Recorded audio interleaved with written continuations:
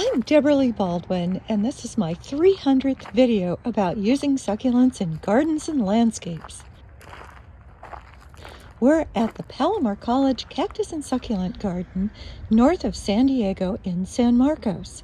You'll see many of the succulents in my book, Designing with Succulents, growing in the ground here. Because they're mature, this is a great opportunity to see how large they could get in your own garden. Our host is Kevin Smith, the garden's caretaker for the last 7 years. Good to see you. Good to see you too. Came at a great time because a good portion of the aloes are blooming right now. So. That's one of the reasons why I wanted to come here on a frigid January day to see. I look forward to seeing it at its most colorful. And we have a special guest, Rick Bjorklund of the San Diego Cactus and Succulent Society, who is a phenomenal horticulturist, and we're all talking plants. It's a geek fest. Your interest in succulents with the Palomar Club grew into working here and volunteering a lot, which grew into a paid part-time job. I mean, it's kind of an interesting take on what can happen when you get so passionate about succulents. Big attraction. There's so many different varieties of aloes. You got the tree aloes, you got the smaller aloes, you got aloes that form a bush. Anybody could find something that would be appropriate for their landscape. You hear about aloe vera and see photos of that, but you realize certain aloe species grow up to 15, 20 feet tall. Aloe ferox. Look at how old that is. They've got to be 40, maybe even going to 50 years old. Birds love to nest, especially the doves. My guess is that's probably Marlothii. The ferox is more upright. Marlothii bloom stalks are a little more spread out. Particular birds that like them that way in Africa. It's best to let old dry leaves persist on an aloe's trunk. They help shade it in summer and insulate it in winter. And I like how they add texture and character. Up above you'll say this is the sun side and this is the shade side. Yeah, look at that, how that color responds to the sun. That's Aloe juvena. Aloe cameronii is another that turns red or green depending on how much sun it gets. This lower section of the garden borders busy Mission Road for about 200 feet. Whenever I drive past, I check to see what the aloes are up to. The ones that are getting sun are super colorized, and the ones that probably aren't getting sun, the new ones, stay green. Tells you the orientation.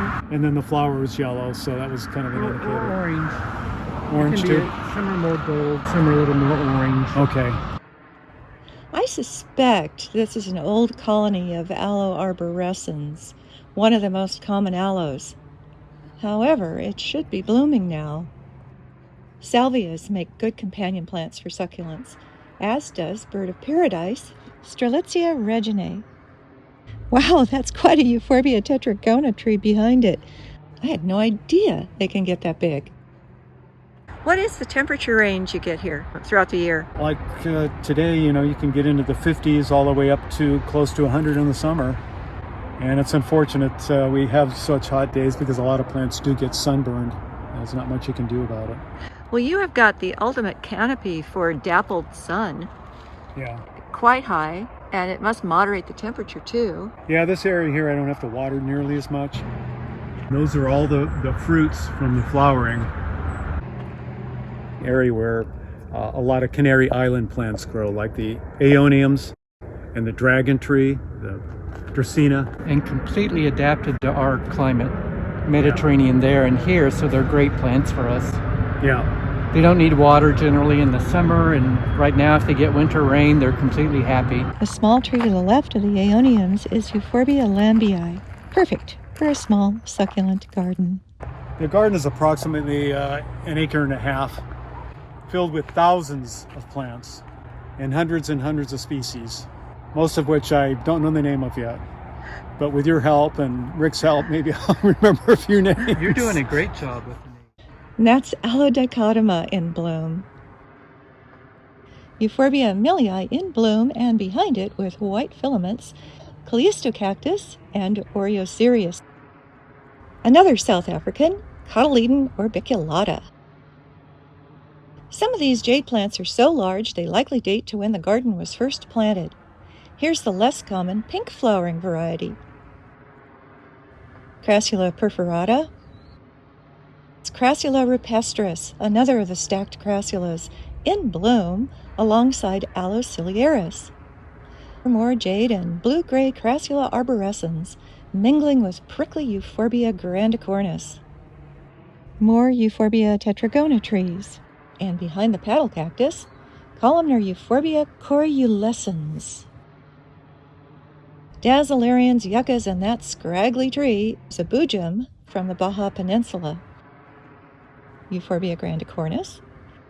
That back in the day, once a month, a group would get together and come here and maintain the garden. And it was all volunteer, and it was all people bringing plants that they either purchased or they had on their properties, and they brought it in. So it's all donated material. So it works both ways. A lot of plants come from the club, and a lot of cuttings go back to the club. Yeah. And end up in residential gardens. Mm-hmm. It's kind of a neat full circle there. Yeah, that's a really neat thing about the club is that, I mean, you probably could landscape your whole yard with a plant you could get there, and for minimal cost. I've had people tell me that. The club has an annual picnic here in August, and I had a table full of plants just to give away. So I kind of like that idea that I'm saving some of the plants instead of just putting them in a recycle bin. I filled up a barrel this tall with Tillandsias native to Baja. Mike Nelson donated a whole trash bag full of Spanish moss, and so I hung that on this cassia tree. Yeah. A lot of people don't relate the Spanish moss to the bromeliad family and the Tillandsias, but that's what it is. I've seen several Bocarnia recurvata here, ponytail palms. Look at the large fissured base of this Bocarnia stricta, and the trunk covered with shaggy, dry leaves. Stricta is a species you don't often see. It has straight leaves, and those of recurvata are curved. I don't give it too much water in the summer months. Winter, of course, you can't control that, but summer I'll give it maybe 1 or 2 shots. Natural bonsai right there. Well staged right there on the corner. Beautiful. Agaves and Agave, cacti. Echinocactus, Opuntias. You've got a yucca there. The garden here is primarily Mexico and American Southwest. Well, this whole hillside. Yeah, going up in there, each section's a little bit different. Lophantha. Oh, look, it's in bloom. And the bees are feasting. That tree behind it is an Araucaria cunninghamii. Club member Wanda Mallon told me to look for it here. It's native to Queensland, grows to 200 feet tall, and can live 450 years. That's Agave vilmorinana, the octopus agave, one of the few soft-leaved agaves. Doesn't get too big, to about 5 feet in diameter. I love planting these in threes. 3 in the same spot. Oh, Because then you get 3 spires when it blooms in just about the same footprint. And it will bloom. Yeah, I've had a number of them bloom. In fact, it's weird how all of a sudden all of them bloom at the same time. So I'm a firm believer in the pheromone theory. Because why would they all bloom at the same time? Some of them probably were a little bit older than the other ones, and yet they all took off. Largest agave I've ever seen. And every time I come to work, I look to see if it's getting ready to bloom. It's going to kill the plant, and it's going to be a lot of work to get rid of the dead plant. I might just leave it for posterity's sake. Don't remove it. Yeah, you know, even dead, it would be spectacular. Yeah. More hybrids came out. I think they decided to introduce some of them. They're donated, and they're spectacular, so why not include them? Here's a Sha'ai, Agave Sha'ai, which is local to San Diego County. It grows along the coast primarily. You can see it at the Torrey Pines State Park. Cooler weather and maybe the angle of the sun causes the coloration change, because it doesn't look this way all year round. It turns more green late spring and into the summer months. It's actually much more green. Agave foliifera, subspecies Shadigera. Agave otoroi, that could be a controversial ID. Agave macroacantha.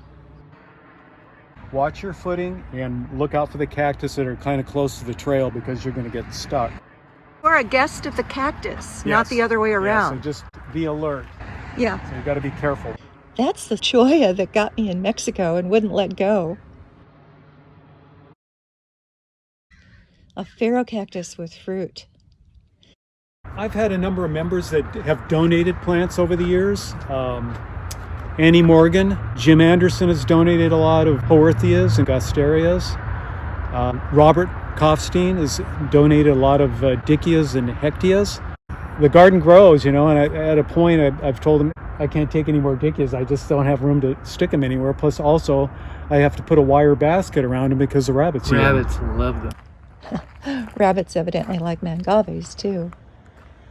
How high up do you think that goes? It's Quite a ways. 20 feet. I don't know, due to weather or wind or whatever, that some of them get detached and then they start hanging down. That's kind of cool. And so that's what all these are down here. It's some things that fell down. Yeah. Looks like it's working on propagating itself.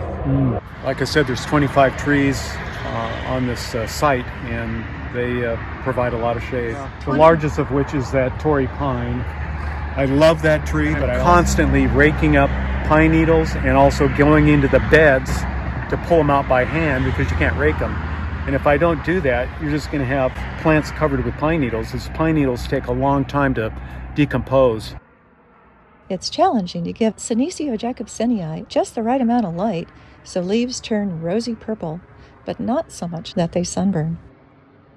Let's just call it walking sansevieria. The offsets, they remind me of little kids trying to run away from their parents. In dappled shade, graptopetalums will turn nearly as blue as Senecio mandrilicae. Heymanthus albiflos is a South African bulb known for tolerating neglect. It loves a cool, shady spot like this.